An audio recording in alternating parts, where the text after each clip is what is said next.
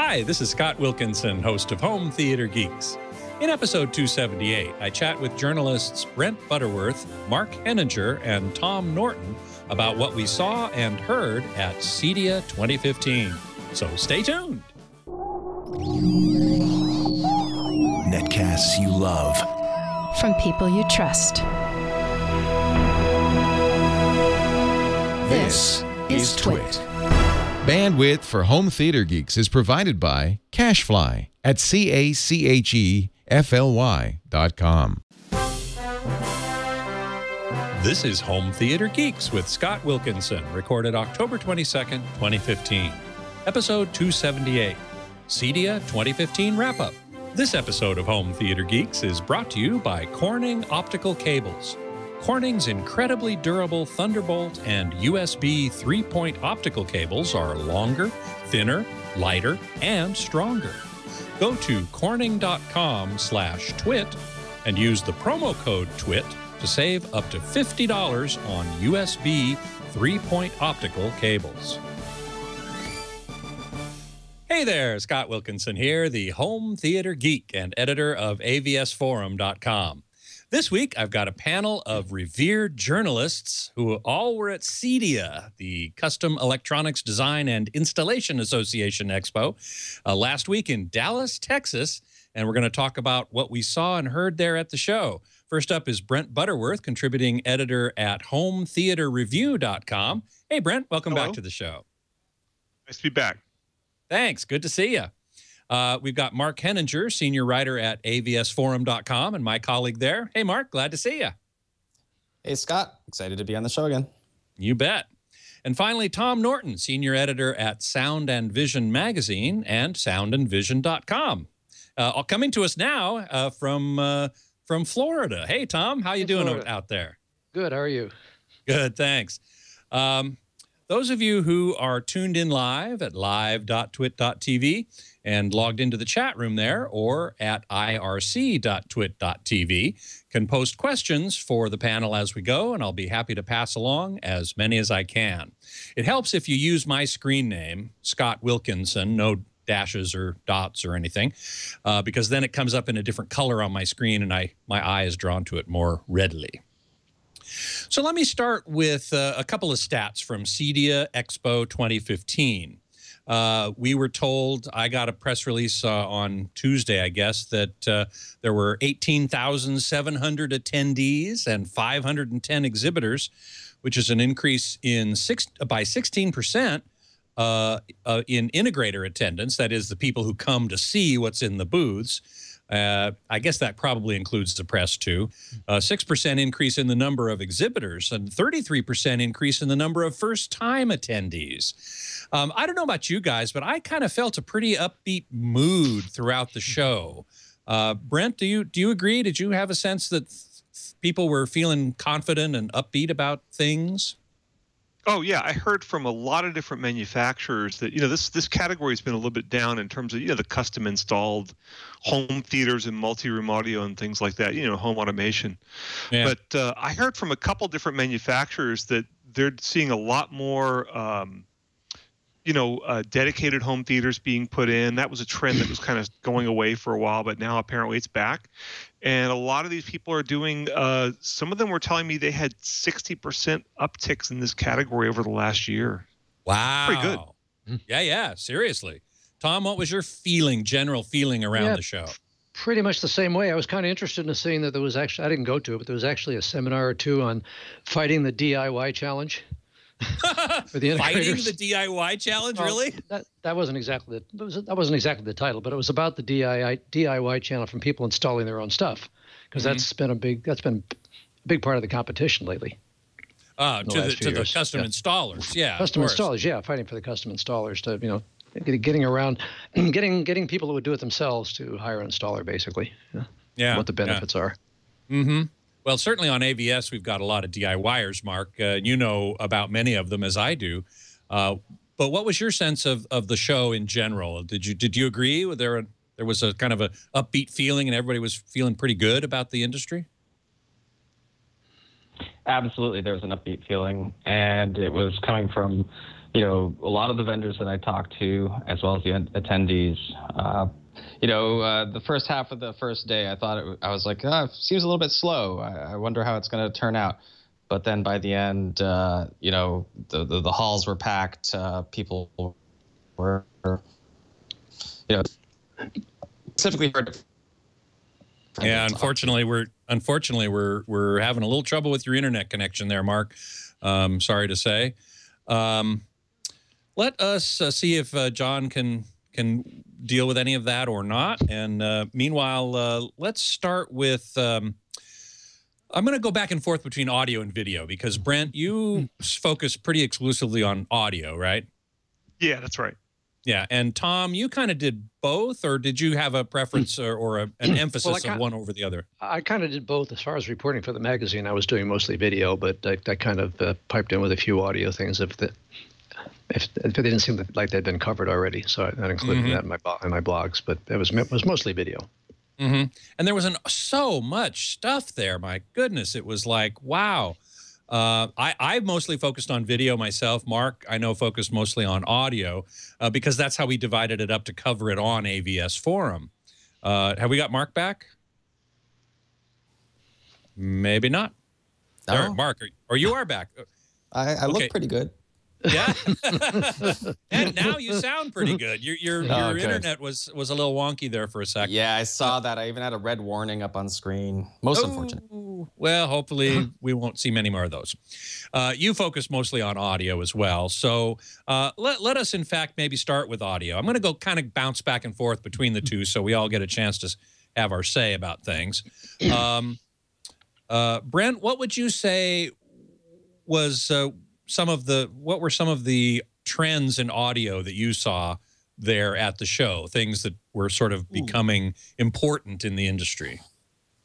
I'd say two things. First of all, there was, predictably a lot of new Dolby Atmos stuff, and therefore, DTSX, et cetera, especially in terms of the speakers and some of the Atmos-enabled speakers. And then also, I found a lot of renewed interest in doing better quality in-wall and in-ceiling speakers. There were a lot of demos, even from some pretty mainstream manufacturers, of in-wall and in-ceiling speakers. So I think people are starting to take them more seriously. And also the manufacturers, I think maybe 10 years ago, there was more of a trend towards take whatever drivers you're using in your current speakers and put them into an in-wall or a ceiling speaker. Whereas now it looks like there's a lot more dedicated engineering that's going into them. Mark, I think you noticed some similar trends in terms of in-wall, on-wall, or in-wall, in-ceiling, and even hidden and disguised speakers. Yes, that seemed to be the trend, to get those big boxes out of there. And I did, I was visiting like the Bryston booth, and they were telling me about how they're taking their floor standing speaker, turning it into an in-wall. And all the way to let's make it completely disappear if possible by making it look like a light fixture. Right, and you took a great picture at the James speaker booth. I think we have that one of some pretty hidden speakers. If we can pull that one up, I'm going to be bouncing around here, John. So there it is. Tell us what we're looking at here. I mean, these gigantic speakers are hardly hidden, right? But so you think you're listening to these huge speakers, but you're not. The red arrows are pointing to what we were actually listening to. Those tiny little squares in the wall, and down on the floor were these little slits. So those are the speakers. The big in walls were there to fool you, or maybe for a different demo. But and then the bass was coming out of the floor. They just had these little slits in the wall. You really can't see them. It's completely invisible. And behind there is a subwoofer that's suspended between the beams or whatever, and then it's venting out those out of a wooden slotted grate. Tom, did you hear the James? The James demo? No, I missed that. I tend to avoid audio demos that are held on the open show floor. There's no way you can do good audio that way. Well, that's true. The layout is interesting, but you can't judge what the quality of the sound is, even close to judging what it is. Well, that's true. Mark, you made that point in a piece that you did, or a comment on AVS about how it's almost impossible to make such a determination. Brent, I assume you feel the same way, right? Well, yeah. I mean, I think in the case of that James demo, it at least showed that this little, apparently little teeny tiny system could play pretty loud and put out pretty decent bass and be invisible. So it showed that. I mean, it's not like you're going to judge the real sound quality of it, but with those kind of systems, it's more like, does it even work? Is really the question. Yeah, I agree. We also have a photo of the Triad in-wall Atmos enabled speaker, and this is kind of an interesting idea. Mark, tell us about this. Okay, so for Atmos enabled, you're bouncing off the ceiling, but let's say you don't have towers, sitting out there. Let's say you have in-wall speakers. In your room, you mean? Yeah, in your room. I'm sorry, and you can't do ceiling speakers, or you don't want to. You like the Atmos enabled reflected effect. So these go in the wall, and then they fire up at the ceiling, and you get the bounced, reflected overhead sound. And there's a little laser built into it. So what you could do is put a mirror up on your ceiling and then aim the laser so that it bounces off the mirror and then hits the spot on your couch, or wherever it is that you want to actually aim that reflected sound. Man. Tom, did you hear the Triad demo? No, I missed that one too. But trying to aim a speaker that way is speakers don't fire in a straight pencil point straight line. Well, it's true. There is dispersion involved there. Yeah. Brent, how about you? Did you hear the Triad demo? They were over in the Omni, I think. They weren't on the show floor. Oh, that's why I didn't hear it. No, I didn't hear that. I stopped by the booth. I did stop by the booth and saw the speakers though. And Speakercraft had a very similar sort of thing, an in-wall that had, two little mid-range drivers and a tweeter firing up with a lot of foam around it to try to make the sound more directional. So, and at least in Speakercraft's demo, they had a little phony ceiling that was maybe 7 or 8 feet high that they constructed to where you could hear that there was definitely some ceiling bounce happening. So I made it to the Triad demo for what it's worth. Okay. Yeah, Mark, tell us what you thought. Well, so they had one of the larger rooms. They're up in the high performance audio section, and they had hung 4 panels. They looked like they were maybe 5 by 5 feet, and they were using those as the reflectors because the actual ceiling was curved and it was like a ballroom kind of a ceiling. I heard very great sound. And first of all, Triad was one of the companies that was bullish about this year and saying that sales were absolutely up and they were seeing much more renewed interest in dedicated home theaters. And what they were showing in that high performance audio section was a complete system for $40,000 that included the projector, it included the screen, included all the electronics and their speakers, and it really sounded good. So there you have it. It's like they're putting a fixed price on a performance level that, considering that was a very large room and they were using reflected sound, the end product was very good. Well, Rusty Bones in the chat room is asking our opinion about Atmos-enabled speakers, that is, these up-firing speakers that reflect the sound down from the ceiling, versus actual ceiling speakers that serve that overhead function. Tom, let's start with you. What is your opinion generally about one versus the other? Well, I haven't yet set up Atmos in my home theater. I'm still working on that, but I've heard several demos, and I would have to go with discrete speakers in the ceiling or on the ceiling rather than reflect the sound. Why is that? Is it more? You get. I mean, anytime you reflect sound off of anything, you're gonna lose something, and you're firing it directly down. There's less chance of of getting a rather weird frequency response out of the speakers.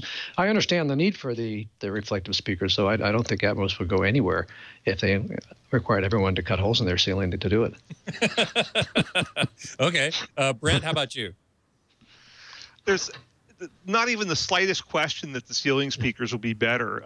One of the things that Floyd Tools talked a lot about, the legendary audio researcher, is that there's no way to, given the way the Dolby spec is done, it kind of sort of doesn't work for the Atmos-enabled speakers firing up. But and that's because speakers, as we were talking about before, speakers don't work like flashlights. Speakers, spray sound in every direction. And so if you have the speaker sitting on top of your tower speaker, you're still going to hear the directional sound coming off that. But I think it's a nice compromise. It's reasonable, and there are ways to make it work better. Dolby doesn't appear to me to be really working real tightly with the, directionality spec on that. Because I thought how many they different did. kinds of those are there? No, well, look, there's a two-way from Klipsch. There's, and if you've got a tweeter in there, then you're going to have pretty broad dispersion, right? So I think the original idea was use a full-range driver, and that's more beamy, right? So it's a little more like a flashlight. But Dolby seems to be kind of letting everybody do whatever they want as long as the speaker points up. Yeah, good to go. I don't know. I think there's a little bit more to it than that, Mark. You've heard both all of us have heard both reflective and direct speakers. And I remember when I heard some of the early demos, and you did too, I think, some people actually preferred the up-firing speakers. Dolby's, in some demos, have had direct speakers overhead and up-firing, and they've switched between the two. And I've heard more than one person say they preferred it the other way. How are you feeling now that you've heard it a bunch of times? Welcome to the rabbit hole. So the problem is with overhead speakers is it's complicated, but if they fire straight down and they have limited dispersion, what's going to happen is one of them is going to hot spot unless you're perfectly centered, and you're going to have a bad experience. And you might think that the reflected sound is better because it's more diffuse, but in a way that you don't localize it as much. So the question is, what do you do about that? Well, some people, more than one, mind you, knowledgeable person in the industry has mentioned the idea of using ceiling speakers that are directional and don't fire straight down, but fire and positioning them further out, not actually on the walls like you would with an Oro 3D or a potential DTSX, but further out and then aiming them towards the middle instead of creating like a little, basically having them above your head like a stereo pair. The other argument is just to try to get as much even dispersion as possible out of the down firing speaker. But that's what's really important, is that if you overhead speakers do work better in my view, but not all overhead speakers wherever you put them. You have to have the right speaker and you have to put it in the right place, and you have to think about how many people are in the room, the size of your room. It becomes complicated. And it's funny because there are no standards for the ceiling speakers whatsoever. I mean, you think it's the Wild West for the modules, but there's zero standard for ceiling speakers in Atmos, just whatever. All right, so the problem with the modules, I think, is multifold. Yes, you can't avoid that leakage. The other thing is that they're relatively small speakers, and those channels are supposed to have the equal capacity of the other channels. But how's that going to happen, with this little module, with this little driver that's pointing up and then bouncing? You're going to get so much loss in the signal that they're never going to be able to keep up with, a good ear level floor standing or even bookshelf speakers. I don't think it's awesome. I think the modules are, what you do if you can't work out the ceiling thing. But again, it doesn't mean that the ceiling is going to automatically be better. I've certainly heard some in-ceiling installs that were terrible, and and that actually the modules sound better because they're sort of more forgiving.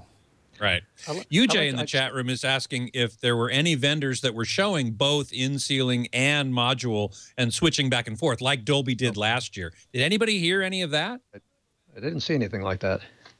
Or hear Brent, did you? No, I didn't. Seems like a good idea, though. Interesting. Yeah, Dolby did it last year, and I don't know why no one did it this year. Mark, you didn't hear any of that, right? Nope, didn't see it, didn't hear anything like that. Yeah.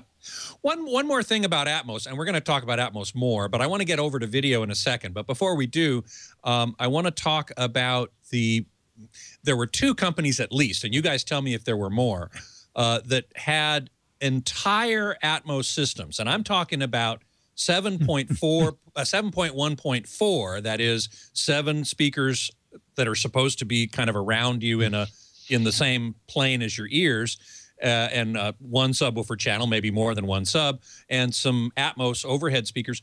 Everything in the ceiling. Golden Ear had that, and Origin Acoustics had that. Now, Mark, you've actually reviewed such a system from Golden Ear, and you thought it was fantastic, really amazing. Did Golden Ear achieve that same level here at CEDIA? It wasn't as good as what I got in my room. The other thing I just want to mention is that Golden Ear's demo, the rear surrounds or the side surrounds, or just basically the surrounds, were Oops. Oh no, we got another glitch. not at center right, and then the 4 Atmos channels as Atmos, but there were actually in-wall surrounds. The other demo, Origin Acoustics, was all in ceiling. The Golden Ear demo at CEDIA kind of worked. It worked most of the time, or half the time, or was half believable. I don't know how else to put it. So it seemed like the room was interfering compared to what I got when I did it in my studio. There were other differences, though. I used Dirac live, room correction, and I had definitely the benefit of tweaking it over a longer period of time. With the idea of getting it, to the most ideal state I could. And I know that at CEDIA you can't do that. And the room was a different size, different shape. Let's just say that there were too many things there. But yeah, I didn't think that the end result had the transparent, oh, there's the illusion of a stereo in front of you. It's not coming from the ceiling, that I was able to get in my studio. Brent, Sandy, oh, sorry, Tom, Scott, go ahead. Yeah. Sandy Gross mentioned something of Golden Ear mentioned that the sound rooms they used, the ones that weren't on the open rooms on the floor, but the sound rooms that were at around the edges, there were 18 of them. They were prefab rooms for the readers, watchers that don't know that. Their prefab rooms were assembled when the show was put together. Sandy Gross mentioned he would have used more speakers in the ceiling in his demo, except that the CEDIA people had charged $500 a hole to cut the holes for the speakers. Oh man. Jeez. Well, that would be a kind of a limiting factor, yeah. Brent, did you hear the Golden Ear and Origin demos? What'd you think? I heard Golden Ear, and I was pretty impressed. These things have been really kicking around for about, 10 years or something. And the whole concept works, especially if you have a TV screen, because in psychoacoustically, you focus on the person speaking and not on where the sound's coming from. And boy, it's like right away you start to really feel like you're, like the speakers are down low. So, but what shocked me was there's a lot of talk about this, and I heard from a couple of installers that most of the home theaters they're putting in use all ceiling speakers. Really? Yeah. Wow. So this is a trend that people are doing, I guess partly at least because of the wife acceptance factor. And I'm only using the word wife because virtually all the guys who have home theaters are guys. But yeah, they probably don't want to see big old speakers out in the room, so that may be why that is. But you don't have to take your paintings down either. You can put whatever you want up on the walls. Don't worry about it at all. And I think there's almost zero. There's no spousal acceptance factor problem at all, as long as it doesn't put out too much bass. And I found when I was testing the system at home that it was, as far as dynamics go and being able to turn it up and get a, really slamming great home theater experience, that it had no problem doing that. So it's not like you're giving up volume or dynamic range, within the obvious limits of the drivers. But it's interesting because the other demo, the Origin Acoustics demo, I didn't like that nearly as much. I felt like it didn't work. I asked them, how it was tested. They referred to the Daryl Wilkinson review in Sound and Vision, said he liked them, and I suspect that we had a very similar situation there where very similar situation. Yeah, he had it in his work. house and made it work. Tom? Those Origin speakers, I just saw the review in our magazine, and they're exceptionally expensive speakers. They're $1,600 each. Oh man! Wow. Well, okay. The Golden Ear is a bargain in that. Sure. All right. Well, let's turn to video for a sec. And there was so much to talk about in video. Let's start with 4K projectors. Everyone asks me about 4K projectors and when are we going to see more of them? Obviously, Sony has them. And in fact, they brought out new models, 3 new models at CEDIA.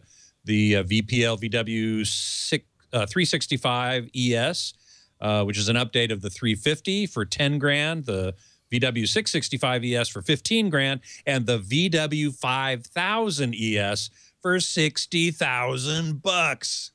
Yikes. Projector. Man, now we have a photo of the Sony projectors. Let's see if we can take a look at that. I took one of the stand there. So that's the 665 on top to the left. Below that is the 365, and next to it is the big boy, the 5000 ES, $60,000. Now those are true 4K. Also true 4K on the show floor was there was one from Quantum Media Systems, which is based on an NEC chassis for $150,000. We have a picture of that as well. Let's take a look at that. There it is. Now that for 150 grand, that's a lot of money. But you get the projector. It's laser illuminated, so you get, and there's an outboard laser farm, basically, that's a box that you can hardly see in this picture. You also get a processor and a media server, so it's like a complete package, and so that was kind of interesting. The Barco home theater quote-unquote projector was $400,000, and yikes. Digital projection also showed two models with true 4K, one with laser illumination, one with LED illumination. Tom, you probably saw most of these. What were your thoughts? Yeah. Well, I saw the Sony's. Interesting aspect on the Sony's. During the press show on the first day of before the show floor opened, they used at least they claimed they were using the 665, the $15,000 model. I thought it looked pretty darn good. I was quite impressed by that demo.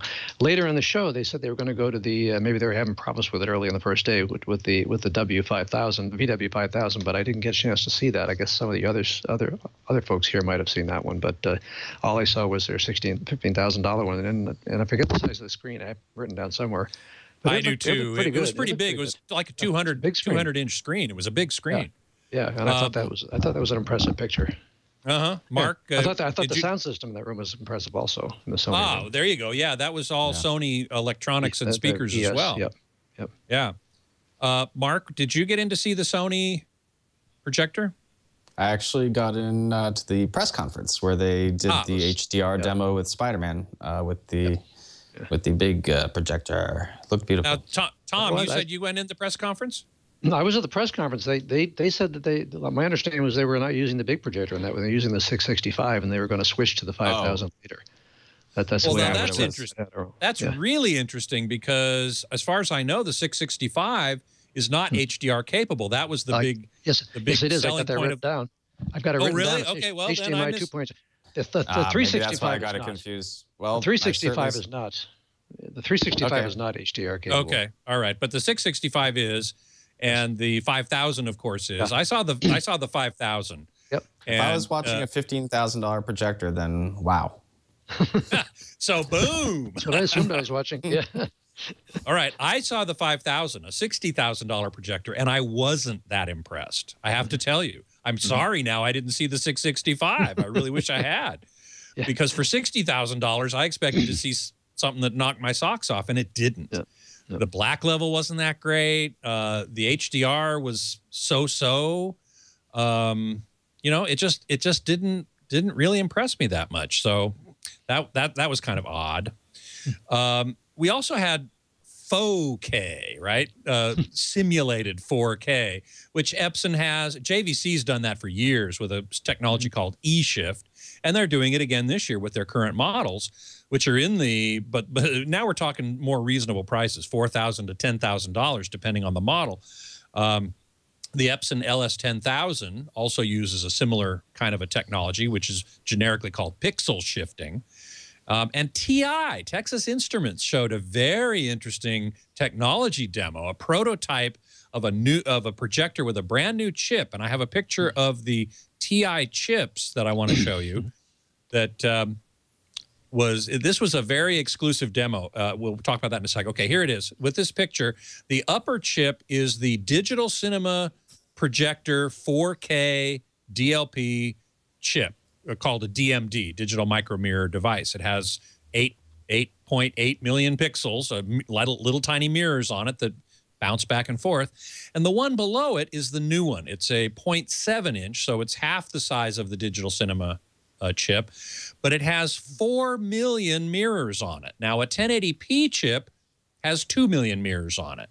And so they've doubled that, and they're using still a pixel shifting kind of a thing to get to 8 million pixels on the screen. But the demo, wow, it was amazing. They were showing single pixel black, white, alternating lines on a spreadsheet, I think, and maybe an old map. And it was very clean and clear and beautiful. So that was quite remarkable. There's no product with it yet. They said about this time next year, we should see some product. And of course, Texas Instruments doesn't make projectors. They sell their chips to makers. So, you know, there have been a number of people on AVS who've said, man, I hope that some of these companies like, well, Samsung, maybe not, but some other companies that have been in the projector business and kind of got out, get back in. I'm sorry, what was that, Tom? Oh yeah, I had the same observation. I saw the same demo, and the only objection I had to it was that, not objection, but not knowing, because they made a comparison. They actually had 3 other projectors they were comparing their single chip with their new chip with. They had the 4K Sony, but last year's least expensive Sony 4K projector. The 350, yeah. Wasn't the yeah, 350 probably. Okay, it was a 350. They had last year's best or middle, I'm not sure, JVC, and they had the current Epson laser projector that's still current. Both the last two being 4K. Yeah. But it was clear on the stationary images that the DLP looked better, sharper, fewer artifacts. It was also brighter. I'm not sure that they were actually had the balance set up right as far as the brightness of the two. On the comparison. They told me that the stock projectors, the comparison projectors, they were in their out of box condition. Yeah, well, right? that's so they didn't calibrate them. They didn't calibrate it. Yeah, they should have done that. I think I was talking to Joel Silver of the Imaging Science Foundation, and that was his big objection. They didn't do that. That's a problem manufacturers always have if they make comparison with the competition. If they set it up, then the competition can claim they screwed up their picture. If they don't set it up right, then the customer, the audience can claim that it's not optimum. So, but still, I was very impressed, and I hope to see. Obviously, you're not going to see projectors using this technology from the leaders in the the home theater projector business are Sony, Epson, and JVC. They're not going to drop LCD and LCOS to go with the DLP. But you may see some of the other players that were in it in the past, or a few that are still in it, go to that. I just hope, because to get the best out of it, it has to be a single chip, because they were commenting on the not on DLP problems, but on problems with the less expensive projectors of lining up the three color chips and making sure they're perfectly aligned. Yep. And that occurred to me at that point that if you got a JVC or a Sony where the alignment is not perfect, you're throwing away a lot of benefits of 4K. You don't have the resolution anymore. Yep. But I hope if we have 3 chips. If we go to the 1-chip DLP, that hopefully they'll go to either lasers or LED illumination, so we don't have to fight the rainbow issue anymore. Right. Although they said, they had a color wheel on there that was RGB operating at 4x speed. I didn't see any rainbows on the screen. Now you're more sensitive to them than I am. The material they were showing was not conducive to rainbows. If you show a bright scene, you don't see it as much. You see it more on dark scenes with bright highlights. I see it all the time on those kind of scenes, and I haven't had to endure that for a couple of years. Yeah, you did. It's true. So I got a couple questions in the chat room that go back to Atmos. Let me just quickly go back there. User 3756. So are there Atmos Blu-rays without being UHD? The answer is yes, absolutely. I think there are 16 or 20. Anybody know? Nope. I don't have the number, but Google can help me. Google can help. Why, there's always Google. They do exist, absolutely, and they are being brought out every day. And our Blu-ray reviewer, Ralph Potts, who was on the show a couple weeks ago, reviews them whenever they come out, and he has an Atmos system in his house, so that's going to work out great. They have all the first-rate titles like Transformers. Yeah, I wonder why the heck do they do that. I think the same thing's going to be true of high dynamic range, HDR, when that comes out on UHD Blu-ray. Some of the movies that they've done in high dynamic range are not movies I would care to see in any way, but they're in high dynamic range. So there you go. Skeptic Matt is asking, did you see the Barco 6P laser projector? And the answer is yes, I did. Anybody else? No, I didn't. Nobody else saw it. Okay. I will tell you this. It's 6P, which means 6 primaries. two reds, two greens, two blues, slightly offset, so that you can do what's called spectrum separation 3D. They weren't doing 3D in the demo, but I have to say I was not that impressed with that demo. In particular, the black levels were not very low. Oh, not very, yeah, they weren't very low. And I asked them about that, and they said, well, we have the wrong kind of screen. We really would want a negative gain screen, less than one, less than unity gain. And I said, well, so why didn't you do that? And, well, this is the one that Stuart provided for us. Okay, fine. It was a Stuart 100. It was a unity gain screen, which would be better than a positive gain screen, but it's still the guy who had set it up said, no, I really want a negative gain screen. And that's unfortunate that you couldn't arrange that, because that would have looked a lot better, I'm sure. Yeah. Hey, a quick comment, Scott, on one item. Sure. I only saw one 3D display anywhere at the show, and that was in a back corner. Interesting? That was hiding. It was hiding in a back corner someplace from some company I never heard of. Unbelievable. Yeah, Brent, you're saying you don't like 3D. Yay! I just can't believe how dead 3D is. Yeah. Isn't that amazing? At least Isn't home that 3D. amazing? Yeah, home 3D. I mean, we're still seeing it in the theater, and Blu-rays are coming out still. Yeah. But you know what no you're one's getting into touting if you go to a theater, at least. I Yeah, mean, you know you're getting. it's. I mean, more and more Blu-rays, the 3D Blu-rays that are coming out, they're coming out with an accompanying release that doesn't have the 3D, so you don't have to pay the extra $5 if you don't want to. Oh, you mean on a Blu-ray? Yeah, they just came up for this past week. Jurassic World just came out with two separate releases. One is 3D, has the 3D disc, a DVD, and it's not a 2D disc. The other one just has the DVD and the Blu-ray. Wow. Well, you're right. It's a $5 difference. It is a dying thing. I'm absolutely convinced of that. And as there was only one display there doing it. It'll be back in 2040. Yeah, for the next round. Right. Well, listen, before we continue, and there's lots more to talk about, I do want to thank our sponsor for this episode, which is Corning Optical Cables. Corning has transformed traditional USB and Thunderbolt cables from plain old copper to incredibly durable fiber optic speed demons. Whether you're into high-end video, photography, audio production, or computing, you want the best, most reliable cables out there. And believe me, these are they. Check it out. I've got a Corning USB 3-point optical cable connected to my printer, and I tied it in a knot before I made the connection, just to prove that it still works. And it does.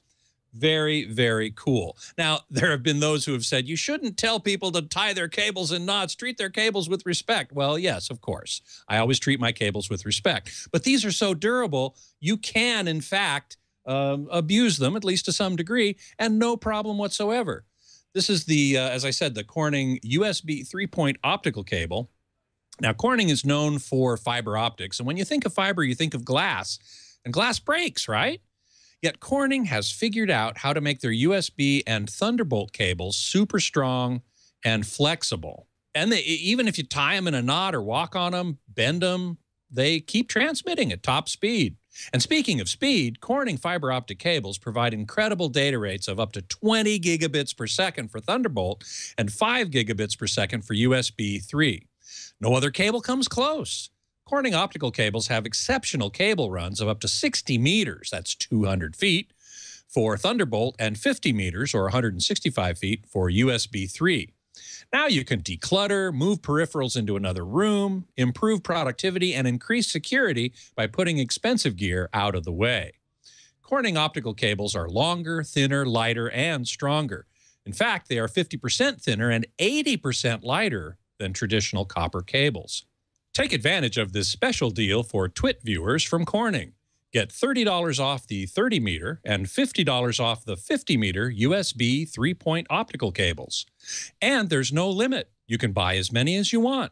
Go to corning.com/twit and use the offer code TWIT at checkout. And we thank Corning very much for their support of Home Theater Geeks. Now you tell me. Now you tell me. I just bought a 20-foot fiber optical cable to use on tests. Oh, man. Well, Maybe if you just bought it, you could return it and get a Corning, no, man. it's Amazon is a hassle. Okay, all right. Well, we were talking about video, and I want to get back to audio a little bit here. One of the trends, Mark, that you identified at the show was whole house wireless audio. We've got Sonos, of course. That's been around for a while, and they've got some new stuff. But now we also have Denon Hios. We have a photo of that from that system at the show. And there it is with a big bunch of speakers, models. We have Yamaha MusicCast, DTS Play-Fi, the WISA, Wireless Speaker and Audio Association, has a system that some people have implemented. Let me start, Mark, with you, since you brought this up to me before. This trend isn't going anywhere, is it? Oh, it is here to stay. I mean, you know, in essence, whole house audio and wireless audio go together, because unless you're building a home and you hire Crestron and you're willing to have a $250,000 bill at the end of the day, you're going to just want to plug stuff into the wall, connect them to your router, or maybe even just have them talk to each other and not really worry about it. I mean, you know, recently you wrote about the Google Chromecast and how that has its like a wireless house network thing. And, you know, those are $25 devices, you know, with optical outputs, you know, so you can hook up for very little money, you know, that's the starting point. And so I think that all these companies now see the mainstreaming of this and want to be aboard with, I mean, there's no actual standard, so they want to be aboard with some sort of a winning system. And in that sense, you know, either if you're a big company, you go it alone. Yeah, exactly. You go it alone, or you're the market leader to begin with because you're Sonos, or you sign on to something. You know, DTS, Play-Fi, and WISA seeming to be the most popular options. You know, if you're going to license something from a company that's not a equipment manufacturer, right, but you know, right, is working on the standard. So with all that out there, and with the dominance that Sonos already enjoys, how can you deny it? Here it is. All you know, and Yamaha, Denon, they're coming out, and Samsung has their thing. You know, every company basically has speakers. Why is that going to go anywhere? It's certainly not going anywhere. Brent, what about you? What was your impression of the whole house or whole home audio situation there at CEDIA? Well, it's funny, you know, I was heartened to see there was a lot more DTS Play-Fi stuff, and you know, a lot more good DTS Play-Fi stuff, and companies like Fusion. Well, that's an important distinction. Yeah, you know, Paradigm, Martin Logan, people like that getting into it, and companies like Fusion Research actually trying to make Play-Fi fit more into a standard, you know, more of an advanced custom installation type of thing. But you know, the Play-Fi people told me that the market penetration of this is only something like 3% for Wi-Fi audio. Really? So yeah, it's really low. That's why they were so bullish about it. They're like, yeah, Sonos has 80% of the market or something, but the market has a lot of room to grow. So I don't know, you know, maybe with Play-Fi coming in, the Yamaha thing looks really attractive to me. Maybe you know, there'll be a little more traction. You know, when you know, Sweet and Low used to own the whole like artificial sweetener market, and they sell a lot more of it today than they ever did before. But you know, with people like Equal and Splenda coming in, that increased the market for it. So maybe, I don't know, but it's, and, you know, maybe a similar sort of thing going on here. Yeah, you know, the awareness of this. I talk to people and they're like, "Hey, could I do something wirelessly that would let me do like music in multiple rooms?" I'm kind of like, Sonos has been out for 10 years, you know, and you know, it's Target. Let's go to Target and buy it for a couple $100, you know? Yeah, or as Mark pointed out, you know, now we have the Chromecast audio for $35. You can plug it into any audio system that you already have in a room, and it turns that system into a whole house kind of system. Have you had a chance to play with that yet, Brent? No, but I have a Roku stick that's plugged into my receiver. And so I actually use that to do, they just added Amazon Music to that. And, So I've actually used the Roku stick to do streaming, and I don't know what it cost me, $50 or something like that. So it's similar sort of technology, similar price range, similar capabilities. Right. Well, can you do whole house audio with Roku sticks though? I think that's just I think what Google's offering that's interesting is the ability to kind of emulate Sonos network. I don't know if you can or not. I've never tried it. I've only ever tried to do it in one room. You could. The problem is getting them to sync. Right. And I think the Chromecast audio is, if they don't have a sync function now, I think that, as I recall from my news write-up, of course, my brain is a FIFO buffer, right? And that's long gone now. But as I recall, there was going to be a firmware update to do sync so that all of the Chromecasts would be synchronized and playing the same thing at the same time in all your rooms. At the moment, I think it's more independent, but still, it points the way to the future, and there was an awful lot of it on the show floor. Tom, did you look into that at all? No, it's not something I generally cover, but I do remember really a story that 10 years ago, when we were working in the offices on Wilshire Boulevard, a gentleman came by to visit our sister publication. I think at the time it was AV Interiors, and he brought a little box with him. And it turned out, I guess that was Sonos, and I kept remember thinking this will never go anywhere. I got scary news, because I went to the Sonos demo, and the new Play 5 speaker, they demoed it in several different ways, but one of them was. Oh, we lost Mark again. Doggone it. One of them was. Sorry, Mark, we lost you there. One of them was. Oh, the Sonos 5, and it was demonstrated as a speaker pair in its vertical mode because it has an accelerometer inside it and actually knows if it's horizontal or vertical. So if you have a pair of them and you put them vertically, they actually attempt to behave like hi-fi speakers. And I actually had a good experience listening to them. And I thought, wow, if Sonos actually achieves decent fidelity, that's scary. That's a threat. Well, I actually always thought Sonos speakers sounded pretty darn good for what they are. Right. But what you're saying is they sound good, period. Spend $1,000 on a pair of these and it'll go up against what you're spending $1,000 for with wires. That's what I think. I have a pair, Brent, so the review is going to happen. The review is going to happen. Brent, do you have any experience with Sonos?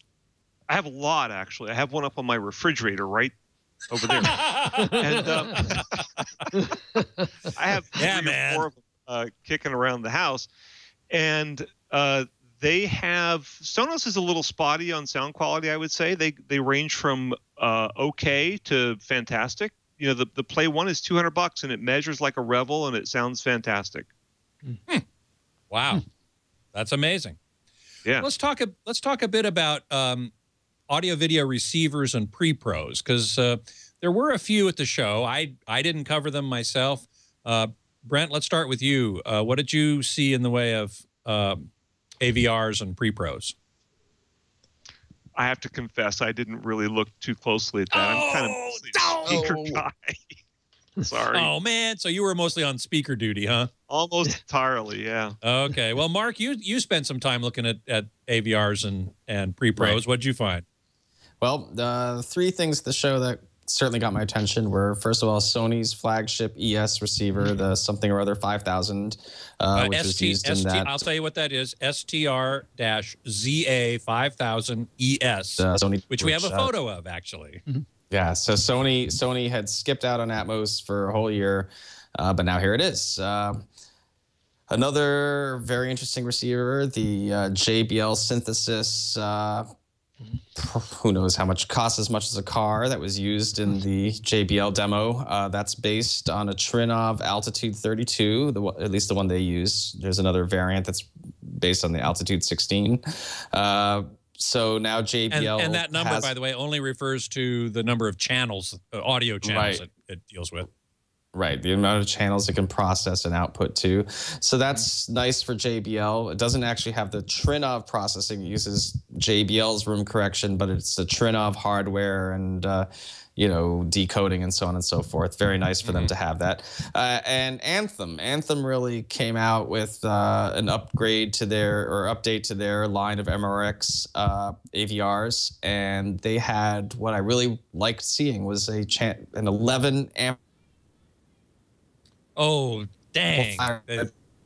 And it can handle all the amplification within the chassis. I'm sorry, so you'll have to say that one more time.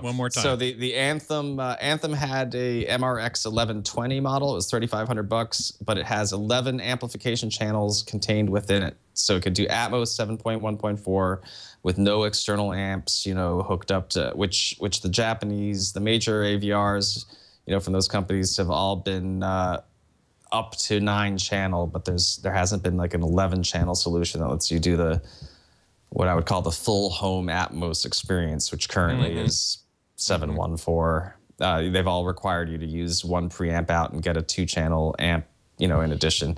Now, pricing-wise, you might still do better buying a Denon or a Marantz and going that approach, but if you really want an all-in-one box solution and you like Anthem room correction, there's a lot going for that device.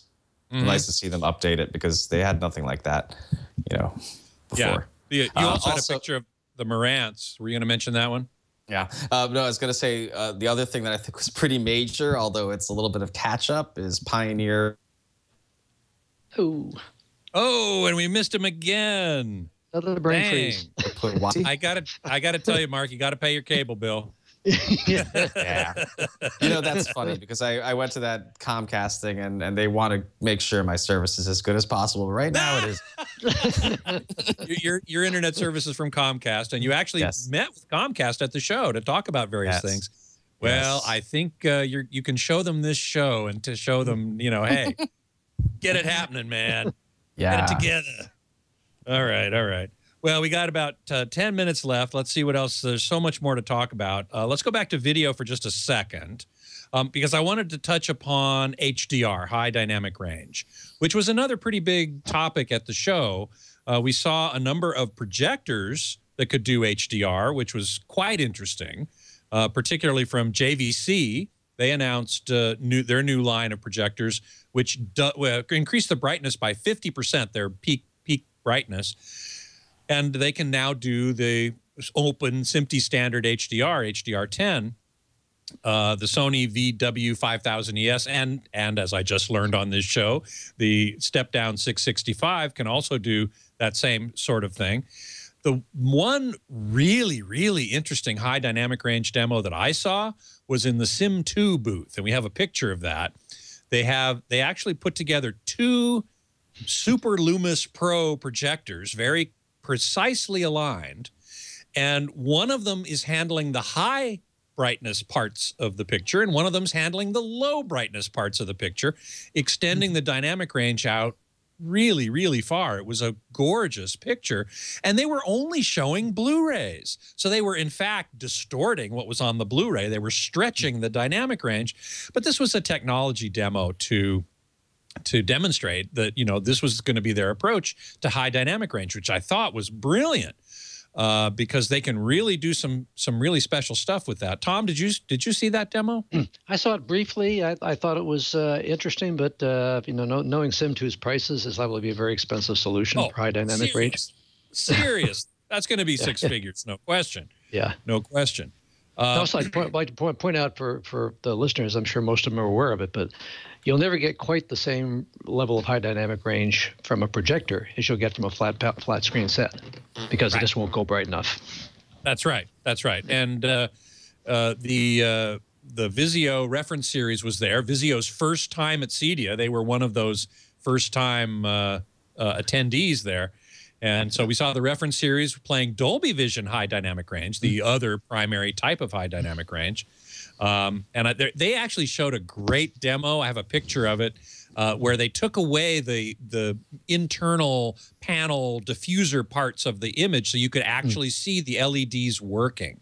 What we really need is a video of that, but I don't happen to have it, at least not here. I have it on the AVS forum. But if we can see that picture, we can at least see the fact that they had, oh, it's called Vizio.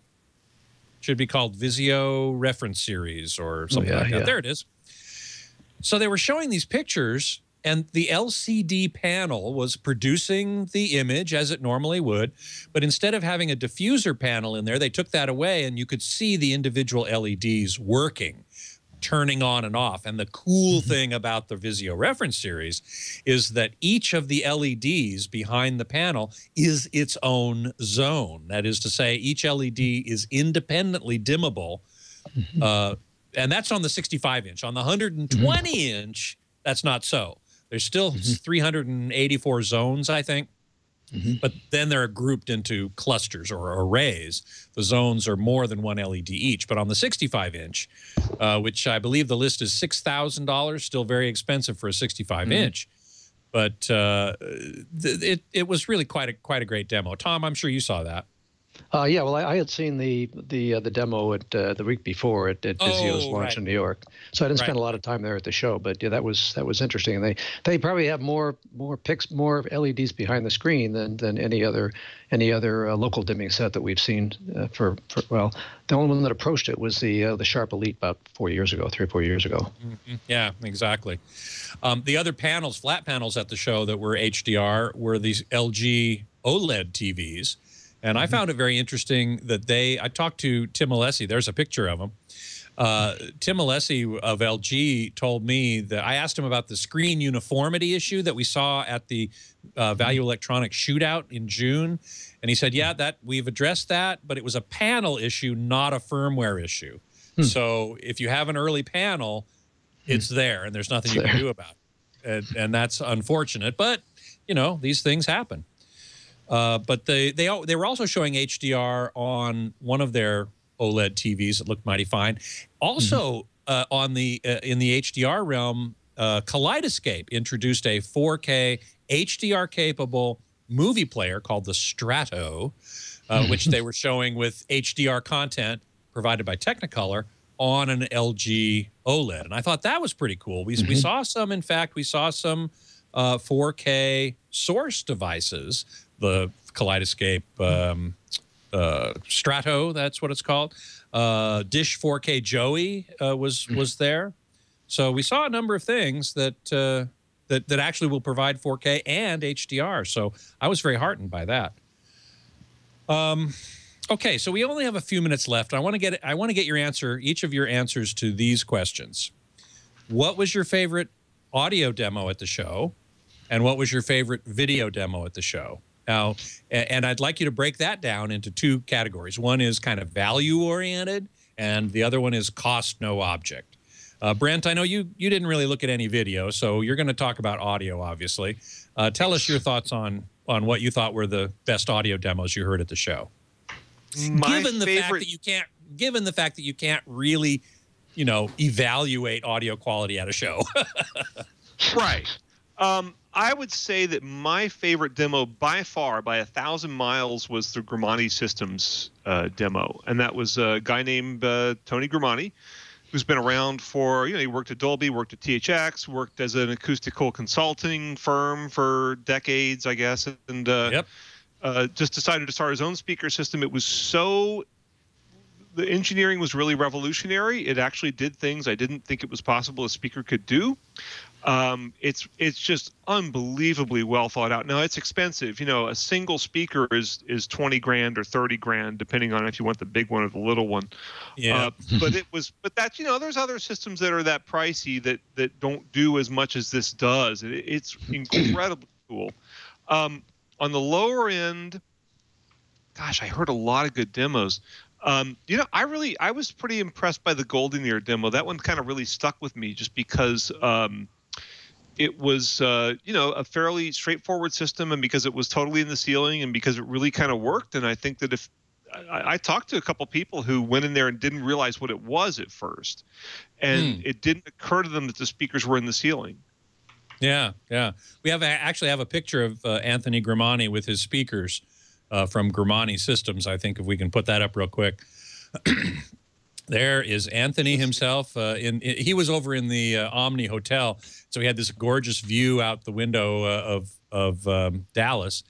And if you have a widescreen TV or widescreen display, you can see the speakers on either side. Mark took this picture, and they are kind of unusual looking and very, very cool. I have to agree with you that I would call that my favorite demo at the show in the cost no object category. Absolutely. Okay, let's continue with audio. Tom, what would you call your best audio demos at the show? I'd probably have to rate the Harman booth with JBL speakers, audio video quality. And that's cost no object now. That's six figures. Oh yeah, that's expensive. That's probably cheaper than the Grimani system, but the Grimani was 2-channel at the show, by the way, and this was full surround with Atmos. And I'd go along with the Golden Ear, though I think the Golden Ear demo last year was a little better because it had the front speakers where they belong instead of on the ceiling. But this one kind of worked. I mean, once I brought some of my own program material the second day after I'd heard it the first day, not Atmos material, but I figured I'd check and see what the Dolby Surround, which they call it now, the phony Atmos would sound like with this material. The up mixer, the up mixer, and it sounded quite good, and I knew where the sound was coming from in the front, but I could accept it. It's more or less like when you have a projection system with your speaker under the screen, you tend to, as Brent said earlier, you tend to focus on the voice and the lips moving, and you see the sound coming from there, even though it isn't. Right. Mark, how about you? Audio. It's going to be a cheat of an answer. So Grimani Systems, amazing, and I plan to follow up on that. I spent 3 hours there. Fascinating. So he's an amazing guy. He's been on the show a couple times. Yeah, he's an amazing guy. No question, and that's going to be an extensive write-up. Very interesting speakers. They do amazing things. Still, JBL Harman, my favorite budget buster demo because it was actually immersive audio. Grimani was just 2 channels. So I'm going with the immersive audio demos here. I'm rating that at the top, and then on the budget end, believe it or not, I liked the. Oh man! Every time 3 times. I like the Poke demo the most. I don't understand why. It was really good. The Poke demo. You dropped out, I'm afraid. So you're gonna have to tell us again the Poke demo. Yeah. So the Poke demo for some reason just had it all. It had in-ceiling speakers. It didn't cost too much. Really dynamic, great tracking. Even though it was not in a room, it was open floor. I heard it near the end when things were quieting down. I just felt like it was dynamic, smooth. Everything that I like about an in-ceiling Atmos, but approachable and affordable system, it possessed. So there it was. I was really surprised by that. Yeah, I'm really sorry I didn't hear the Polk demo. I wish I had. I did hear Golden Ear, I did hear Harman, and I heard the Grimani speakers. And I have to say, sorry, go ahead, Mark. And I just wanted to say that, as far as the Golden Ear demo goes, I love that demo. It's just weird because I already had the system, so I had a biased view on. You had heard it sounding even better than that. Yep, I understand. And it's gone. So I'll give you my opinions as well, and I'm basically the same as you guys. I thought the Grimani speakers, that was the best sound at the show for me. Period. And it might have had something to do with the fact that it was in a more of a room than on a show floor or even in one of those prefab sound rooms. But man, oh man, the sound quality was astonishing, really amazing. For multi-channel, I'd have to say cost no object, the Harman demo again. That was really, really excellent. The Pro Audio Technology multi-channel demo was also really good. I'd probably give it to the Harman, but the Pro Audio Technology was great. They had 17 speakers with 8 subs and an 11.4.6 configuration. They were doing Atmos, whereas Harman was doing Atmos, Oro, and DTS. And for value-oriented, I would have to agree with that what I heard, it was the Golden Ear. I wish I'd heard the Polk, but the Golden Ear demo for a value-oriented system was mighty fine. Okay, turning to video. Tom, let's start with you. What was your favorite video image there at the show, value-wise and cost no object? I would probably say cost no object. Probably the Sony. If I indeed did see the 665 on that first day, yes. But very close to that on a value, and maybe almost equaling it would be probably the JVC, probably the $7,000 JVC, the middle of their range. I thought the top of the range JVC, if I'd have to see that side by side with the Sony, it might actually win. Okay, and those are definitely, they're not inexpensive, but they're pretty good. You know, I mean, you know, they're not that expensive. We're talking 10,000 or less. Yeah, the picture in the Harman booth is good, but I regret that I didn't write down what projector they were using. It was hiding in a booth somewhere in the back. Yeah, I don't think I did either. Mark, what about you? What were your favorite images at the show? Oh, I would take that 120-inch Vizio, man. That's what I would take. Cost no object. Thank you. Cost no object. Okay. Yeah, right. that's a fine TV, and I think that you can build a home theater with it also. And frankly, I didn't see enough of the projectors. I'm not going to offer an opinion on the affordable stuff. I didn't. That's not what I was doing at the show. Right. I understand. And Brent, did you happen to walk past any demos that you liked the image of? No, more than that. I saw the Sony demo and liked it. Frankly, that was the only one where I really noticed the picture quality and thought it looked really good. When were you in that demo? Were you there for the press conference? Yeah, I was there for the press conference. Okay, so that might have been the 665. I gotta figure this out, because if you guys saw the 665 at the press conference, I was not at the press conference, and I went on, in fact, on Saturday and saw and they said it was the 5000. So, it was not my favorite picture at the show. So it's interesting. Well, I'll have to look a little bit more into that. As far as my favorite pictures at the show, I would have to say cost no object was probably the Sim 2 dual projector HDR demo. Now, it was definitely a technology demo. It wasn't, kind of the real deal, but I saw potential there that was really, really stunning, really beautiful. And the other one, if I had to choose one that I could buy now, it would be the Quantum Media Systems. It was an NEC 3P RGB laser projector. At $150,000. They weren't showing HDR content, but I'm sure it's capable of it, and it really looked good. In the value-oriented department, I would have to probably give it to JVC as well. I thought the JVC projectors just looked fantastic, really stunning. Of course, the Vizio reference looked amazing too. The 120-inch doesn't get out to BT 2020 color space, which the 65-inch does, because it uses quantum dots, whereas the 120-inch does not. So I would probably say my favorite Vizio reference is the 65-inch, only because of that, because it has wider color gamut. And the LG OLEDs, of course, look fantastic, really great. And if they really have solved that problem of screen uniformity, then we're talking something pretty special. And they're even less expensive than the Vizio reference series. The 65-inch... The 65-inch is $5,000. So that's curved my budget or flat? Choice. Flat. That's your budget choice. 65-inch OLED budget choice. Yes. Actually, I forgot. Okay. Yeah, with the dropped prices, flat screen. Yep, there it is. I should have chosen that too, but I was sticking with projectors on my choices. So. Yeah, well, we still had some flat panels there too, Not a lot compared to CES, but yeah.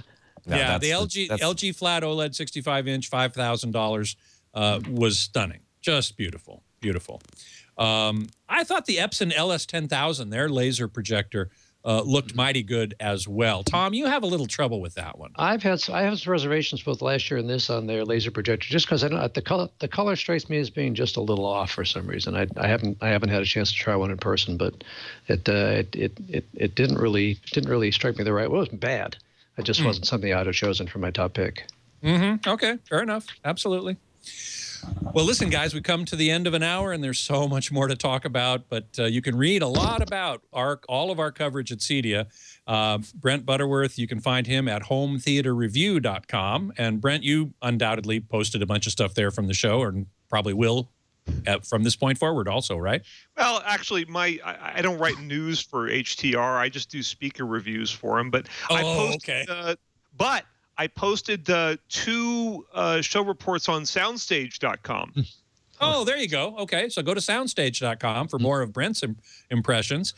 Tom Norton, he posts at soundandvision.com, and you blogged a bunch from the show, right? Oh, yeah, I blogged at the show, so as did most of our writers that were there.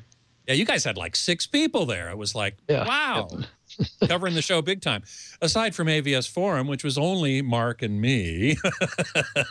But you can find both of our reports at avsforum.com. And, you know, we've posted a bunch while we were there. We're still posting a bunch. There's a lot of things going on, including some video footage coverage that I did and Mark, you did as well. So that's where you can find each of these guys. Brent, thanks so much for being here. Thanks for having me on. And Tom, you too. Thank you very much. Yeah, thanks, Scott. You bet. And Mark, always a pleasure to have you here. Thank you, Scott. Definitely a pleasure. I thought we didn't have you. It's still on your audio there. Okay, very good.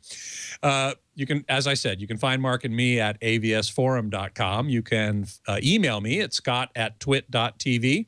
And you can follow me on Twitter at htgeekscott and at avsforum. Although that's really more Mark than me. And you can always find previous episodes of Home Theater Geeks right here at twit.tv/htg. And on our YouTube channel at youtube.com/twit Home Theater Geeks. Next week, my guest geek is scheduled to be headphone maven Tyle Hertzens. He just conducted a huge headphone face-off, and he's going to tell us all about the results from that. It's an amazing story. But we'll be pre-recording that show on Wednesday, October 28th at 11 a.m. Pacific, 2 p.m. Eastern Time, because there's some big thing going on at this time next week, so they've asked us to do a little pre-record. So if you're going to want to catch that show, and you are going to want to catch that show, be sure to tune in on Wednesday, October 28th, 11 a.m. Pacific, 2 p.m. Eastern, to see it live and to be able to ask questions in the chat room. And I thank always the chat room for being here as well. Until then, geek out.